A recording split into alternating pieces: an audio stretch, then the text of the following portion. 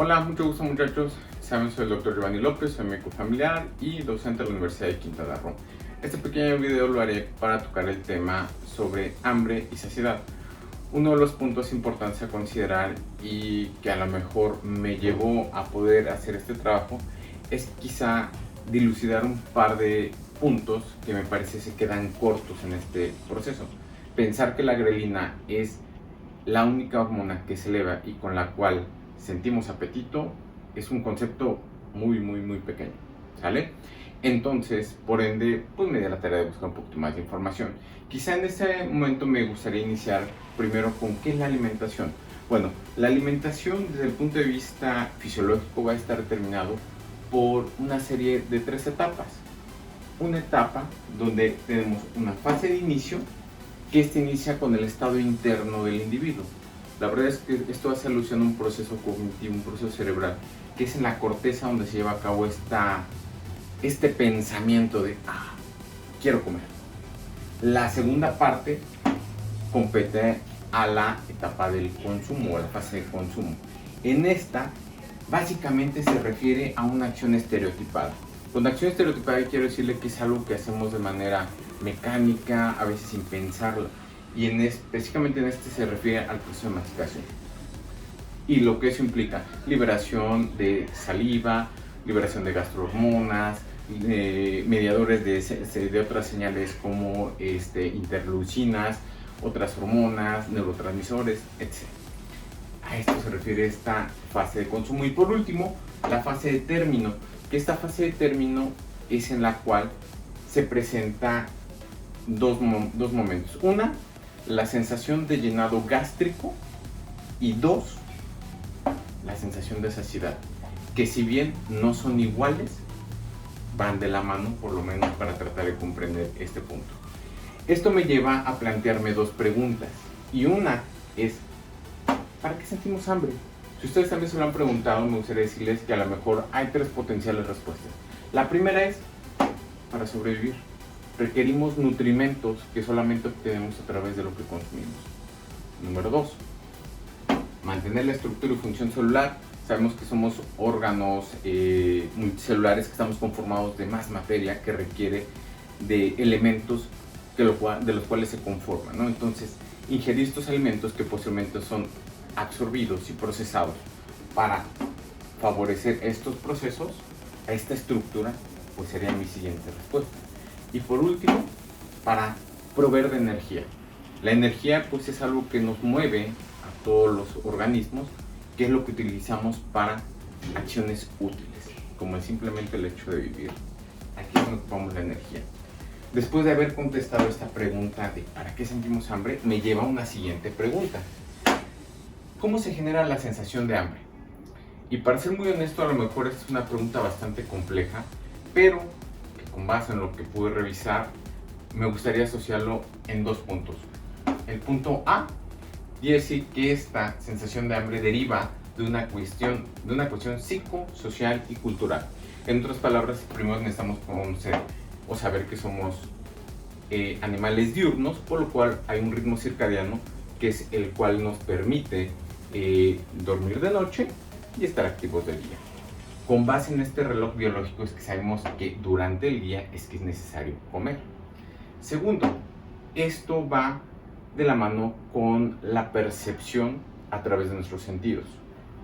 Olor, textura, sabor, aquellas cosas que nos generan una sensación de bienestar, de placer, entran en este punto. Disponibilidad. También hay que pensar que nos alimentamos de acuerdo a lo que tenemos a nuestro alcance. Obviamente, si pensamos en un alimento que está fuera de nuestro alcance, porque poder adquisitivo, lugar donde se encuentra, donde se produce, pues obviamente esto nos lleva al consumo lo que tengo al alcance, y con ello trato de suplir estas cuestiones. Esto me lleva a ese punto A. Al punto B, desde un punto de vista biológico, la verdad es que aquí se han surgido varias teorías en las cuales pues a lo mejor algunas tienen más adeptos que otros, ¿no? Pero al final de cuentas no dejan de ser teorías que quizá en conjunto se complementan para tratar de comprender por qué sentimos hambre, por qué tenemos la sensación de hambre. Alguna de estas teorías es como la teoría glucostática, la cual dice que cuando tenemos un decremento en nuestro nivel de glucosa, se envía un estímulo que dice, tengo hambre. La teoría de la insulina, esta dice que al revés de la glucostática, cuando empiezan a incrementarse nuestros niveles de insulina, se despierta un estímulo que dice, tengo hambre. La teoría de la lipostática, esta dice que tenemos cierta cantidad de receptores ubicados a nivel hipotalámico que detectan los ácidos grasos libres y que cuando estos son detectados, inducen, tengo hambre. La teoría de la producción de calor. Somos un organismo vivo que requiere de energía y por lo tanto de mantener una cierta temperatura. Esta teoría dice que cuando nuestra temperatura decrece, también percibimos hambre. Y quizá la más completa o la que más he estudiado es la teoría del sistema neuroendocrino, donde esta se fundamenta en una gran señal de redes interconectadas de muchos sistemas que son tan complejos pero que envían señales de estímulo, tanto para estimular como para frenar distintos impulsos que vamos teniendo y que nos conllevan a tener hambre. Entonces, la verdad, la pregunta en sí no es sencilla, la respuesta es mucho más compleja. Pero con este primer punto vamos a partir. ¿Hecho? Bueno, en seguimiento al punto con respecto al hambre y la saciedad, veremos esta parte. Primero, algunas características que hay que considerar dentro del sistema de regulación de hambre y saciedad es tener en mente estos pequeños puntos que les voy a describir. Primeramente vamos a ver, el hombre es un individuo o es un ente heterótrofo. ¿Qué quiere decir? Que obtiene su energía, obtiene su supervivencia de lo que consume en el medio, ¿vale? Segundo, debemos saber que dentro de este consumo nuestro organismo busca siempre mantenerse en un constante equilibrio. Un constante equilibrio significa que debe de haber una ecuación que nos permita tener un consumo de energía adecuado al gasto que estamos teniendo. Esta balanza, obviamente, cuando está disregulada, nos lleva hacia un extremo o hacia el otro. Si por un lado nuestro consumo energético es alto, pero nuestro gasto calórico es bajo, es por ende que vamos a empezar a tener un acúmulo de energía que lo hemos reflejado como un estado de sobrepeso y obesidad. La contraparte diría que si por el otro lado tenemos un consumo energético alto, pero una ingesta calórica baja, nos lleva hacia el otro extremo, que sería un estado de desnutrición.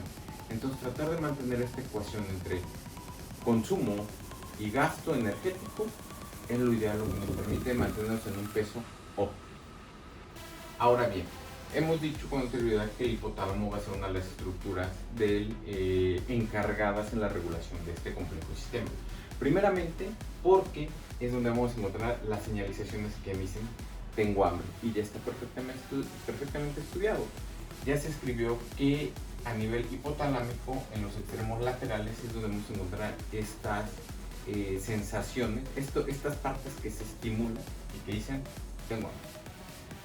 En la parte de la saciedad también ya se estudió y se descubrió que el núcleo hipotalámico ventromedial es el que va a ser el principal efector para generar este estímulo, saciedad. Ahora bien, pero no es el único, la verdad es que tenemos que hacer mención de otros tantos, como es el caso del sistema nervioso central, pensando en este sistema como la parte que se encarga de ser un receptor de la información, básicamente del estado energético. Al decirles que es un receptor, significa que se va a encargar de juntar todas las señales que vienen del medio interno y externo para emitir las respuestas adecuadas. Entonces, con esto queremos decir que a nivel del sistema nervioso central habrá toda una propagación de señales que pueden ir dirigidas tanto hacia órganos como hacia sistemas completos. Y entonces es aquí, a partir de esta vía de señalización, que hay dos componentes esenciales. Uno, que dice que parte de estas señales tendrán un impacto en la zona central, hablando de la parte del sistema nervioso, o una señalización periférica. que sería el resto de nuestro cuerpo. Dentro de estas mismas señalizaciones hay una pequeña división que dice que hay señales que pueden ser a corto plazo y otras que pueden ser a largo plazo. Después de tener en mente estas vías de señalización, veremos que dentro de las señales emitidas por la recabación de la información central y periférica habrá respuestas. ¿Qué respuestas? Habrá impulsos conocidos como impulsos orexígenos, en otras palabras, un impulso de hambre, o impulsos anorexígenos, o un impulso de saciedad. Dentro de los estímulos oroxígenos, cuando son activados, quiere decir que van a poner en marcha ciertas etapas de la fisiología, hablando tanto que ponen en marcha una vía anabólica. Una vía anabólica quiere decir que va a ser la vía y los mecanismos que el cuerpo pone en función. ¿Para qué? Para el mantenimiento del peso o una ganancia, que es lo que busca. Entonces es la vía anabólica quiere decir que vamos a favor. Lo que pretende es mantener un peso o incluso ganar. Pero no solamente eso, también inhibe rutas que se encargan de el gasto energético. Entonces, por un lado, envía este estímulo, la sensación de hambre para consumir más, para mantener un peso, pero a la par disminuir el gasto y con ello tener, digamos, saldo a favor.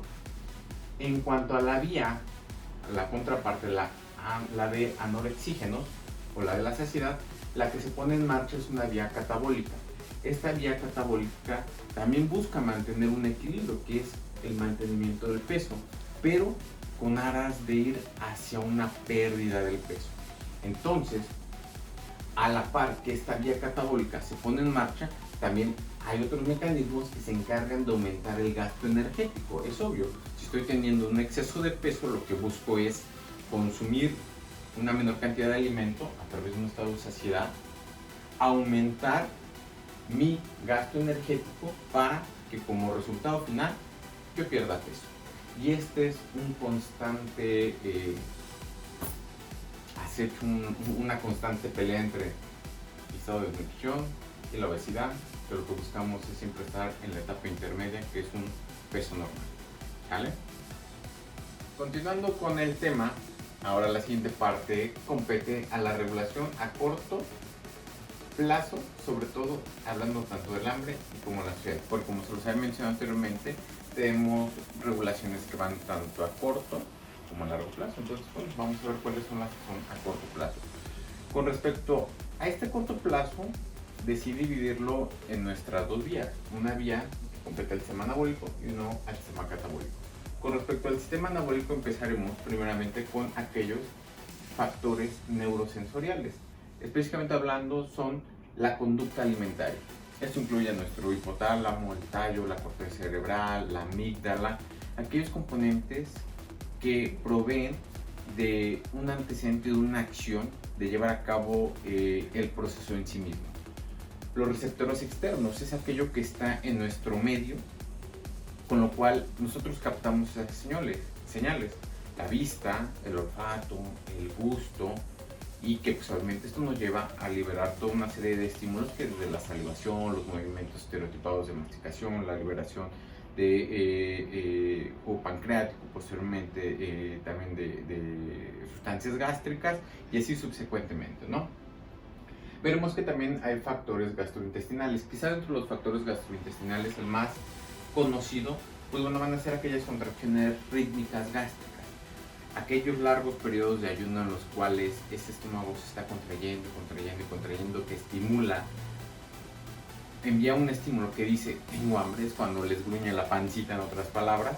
Bueno, esa es una de las vías que dice, ¿sabes qué? Es un momento de alimento porque estoy vacío.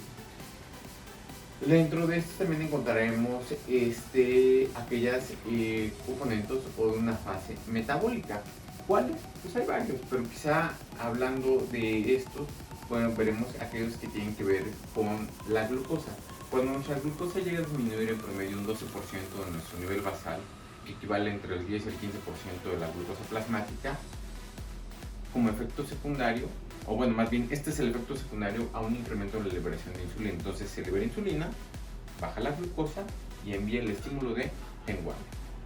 Nuestro índice metabólico, esto es entendido porque según después de que nosotros hemos ingerido alimento necesitamos procesarlo para obtener energía.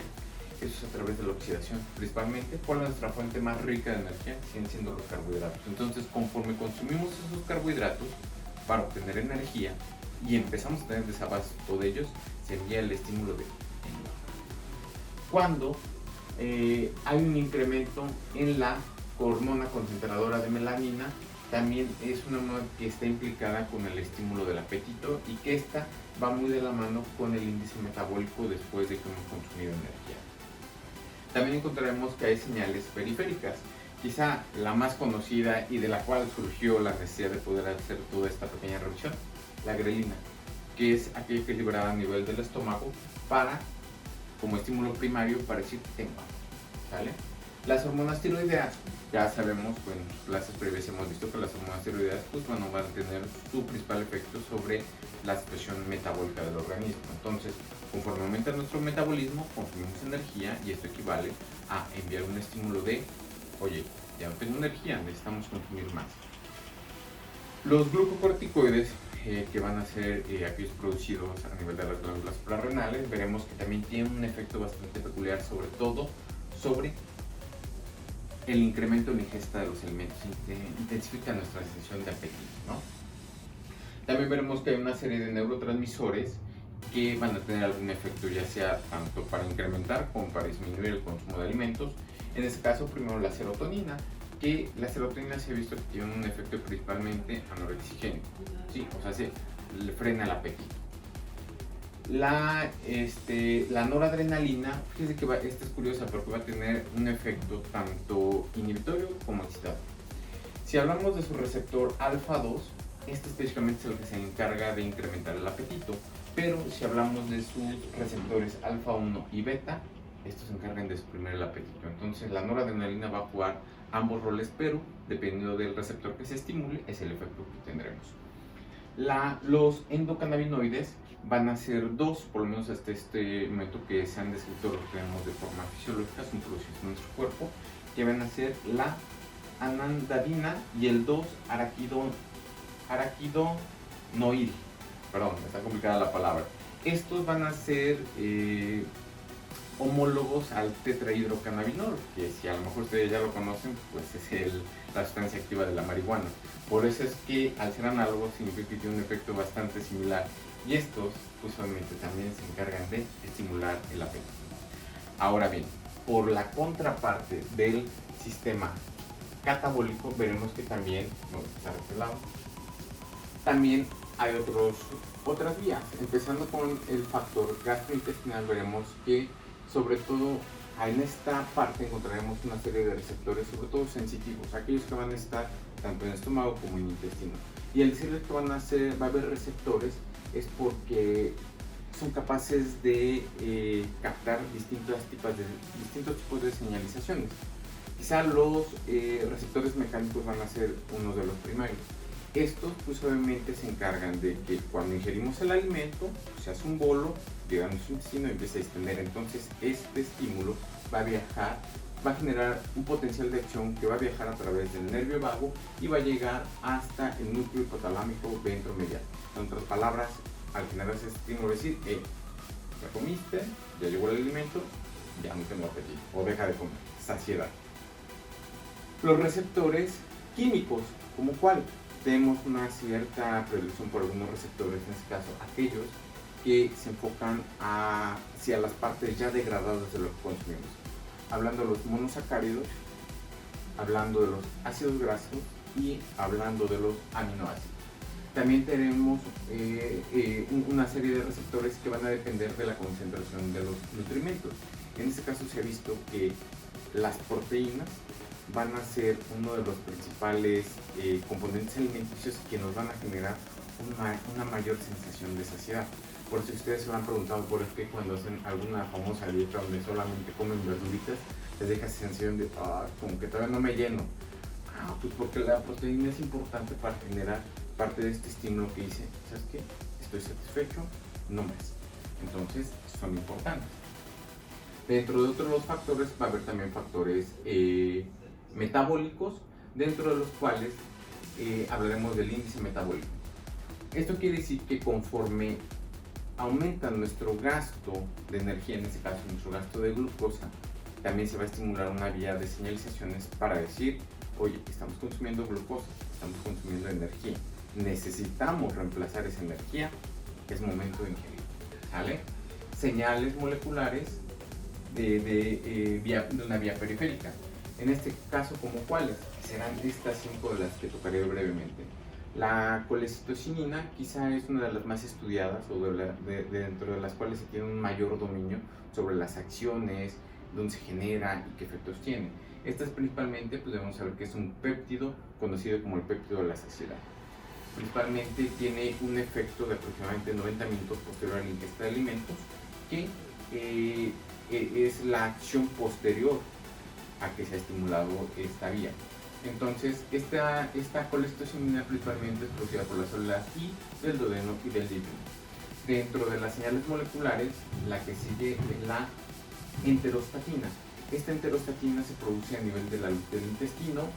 Su acción primaria es enviar una señal para inhibir la ingesta de grasa y por lo tanto tiene un efecto de ser reducción de peso. Si limito mi ingesta de grasa, pues solamente puedo tentar hacia disminuir el peso corporal. Los GLP con sus receptores también van a hacer una señalización molecular que se produce básicamente en la célula I, pero en la zona del hilo. Estas se encargan de inhibir el vaciamiento gástrico, también se encarga de enviar señales de saciedad, estimula la liberación de insulina, inhibe el glucagón a nivel del páncreas y también disminuye la gluconeogénesis hepática, con lo cual esto concluye en que mantiene unos niveles de glucosa adecuados. Las otras dos señalizaciones moleculares que tenemos es la amilina. Esta es una hormona que también es producida en las células beta del páncreas. Tiene un efecto que complementa la acción de la insulina para mantener los niveles normoglicémicos posterior a la ingesta de algún alimento. También tenemos el péptido liberador de gastrina o GRP. Uno de sus efectos principales es disminuir el apetito y por ende la ingesta de alimentos tras una vez haber sido liberado, ¿no? Entonces, con esto hemos resumido, con base en la regulación a un corto plazo, hay dos vías que nos ayudan a mantener el equilibrio entre hambre y saciedad. Y bueno, como seguimiento a la última parte de este tema que es un poco extenso, pues ahora enfocaremos a la regulación, pero a largo plazo, del balance energético. Hablar de largo plazo significa que hacemos referencia meses, incluso años. Y nuevamente también está dividido en dos segmentos. Si es un sistema anabólico o si es un sistema catabólico. Entonces, con respecto al sistema anabólico veremos que hay toda una serie de efectos o sustancias que son perfectamente estudiadas y comprendidas. Hablando principalmente de los neuropéptidos oroxígenos, quiere decir que están a favor de la ganancia del peso, de favorecer el consumo alimenticio. Dentro de estos neuropéptidos encontramos al neuropéptido Y. Este neuropéptido Y se encarga de regular el peso, también aumenta la ingesta de alimentos, sobre todo tiene una predilección bastante concreta sobre los carbohidratos, disminuye la termogénesis y también favorece la síntesis de enzimas lipogénicas, sobre todo a nivel del hígado y del tejido adiposo. Todo esto es comprendido. Estamos diciendo que es un sistema anabólico, quiere decir que es para mantener o incluso ganar el peso. Entonces es entendido que buscamos una mayor ingesta de alimentos con un bajo consumo de energía para que tengamos un excedente y por lo tanto tengamos, digamos, un balance positivo, o sea, a favor. También tenemos la proteína AGOT, que su descripción es AGRP. Esta proteína es una de las que tiene mayor potencia, sobre todo a nivel del núcleo hipotalámico arqueado.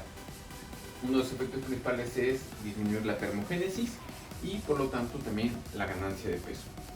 La galanina tiene un efecto bastante potente sobre los lípidos. También encontramos las prorexinas A y B. Estas en principio se encargan de incrementar la sensación de hambre, se encargan también de la liberación de glucagón a nivel pancreático y también disminuyen la secreción de insulina, lo cual, si libera un glucagón, disminuye la secreción de insulina, como efecto secundario encontraré un incremento en mi nivel de glucosa. La glucosa que se encuentra en excedente o que sobrepasa los requerimientos en ese momento, pues bueno, es glucosa que será transformada posiblemente en tejido adiposo y que esto conlleva a ese balance positivo, a ganar más.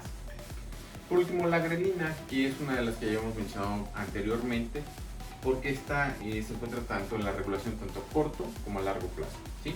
Pero sí quería aclarar lo siguiente. Yo en la anterior charla les estaba mencionando que esta es una de las principales que se libera a nivel de estómago, pero no es el único sitio donde se produce. También se han identificado que se produce a nivel del hipotálamo, sobre todo en el núcleo arqueado.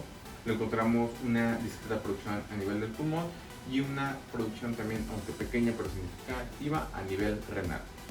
Entonces, esta es nuestra regulación del sistema anabólico, pero a largo plazo. Ahora, con respecto a nuestro sistema catabólico, aquí hablaremos principalmente en dos sentidos: hormonas y neuropéptidos. Y un último apartado hablaremos de las citocinas, pero será algo muy breve. Con respecto a la cuestión de las hormonas, quizá la más importante, la que llevó a hacer todo este análisis, además de la grelina, la leptina, que sería la contraparte de esta hormona. Pero pues que la leptina es una hormona liberada principalmente a nivel del tejido adiposo, o sea, los adipocitos, pero no es el único sitio, que también se escribió que lo podemos llegar a encontrar en la placenta, en el epitelio gástrico e incluso en el cerebro. Esta leptina tiene algunas peculiaridades, también está sometida a un ritmo circadiano. ¿Qué quiere decir? Que encontramos una máxima expresión durante la noche, lo cual entendemos que durante la noche no tenemos apetito, nuestro apetito está bajito, y tenemos una menor producción de leptina por la mañana. ¿Qué quiere decir? Que cuando despertamos pues, sentimos apetito.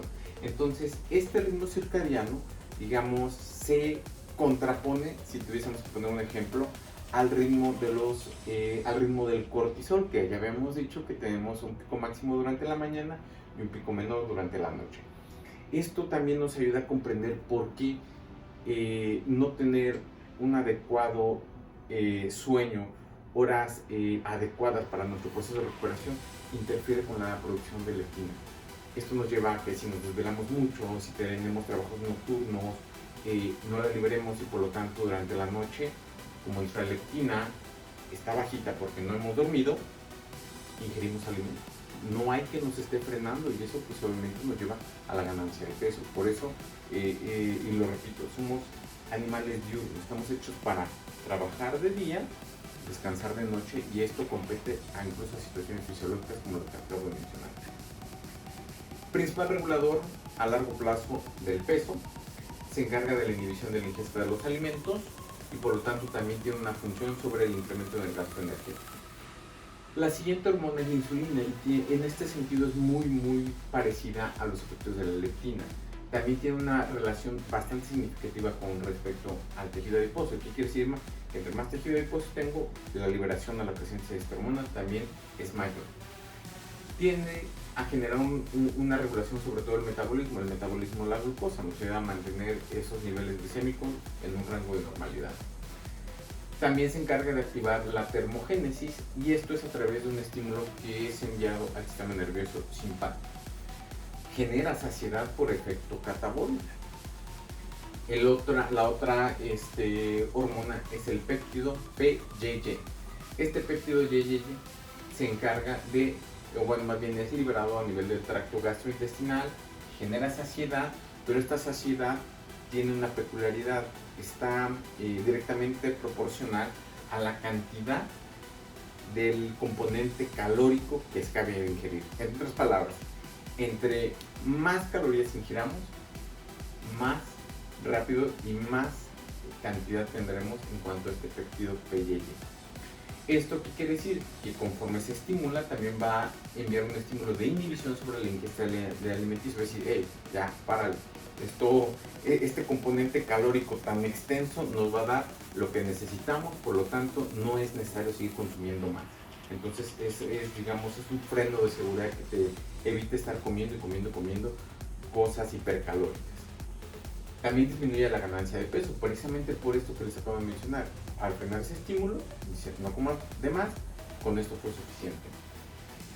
De aquí pasamos a los neuropéptidos anorexigénicos.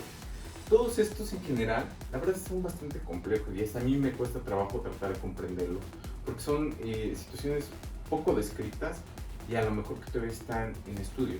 Sin embargo, solamente las puse para mencionarlas, no profundizar en ellos. El efecto, como su nombre lo dice, es dejan de comer. Se sienten satisfechos, no envían el estímulo de la necesidad de ingerir un alimento.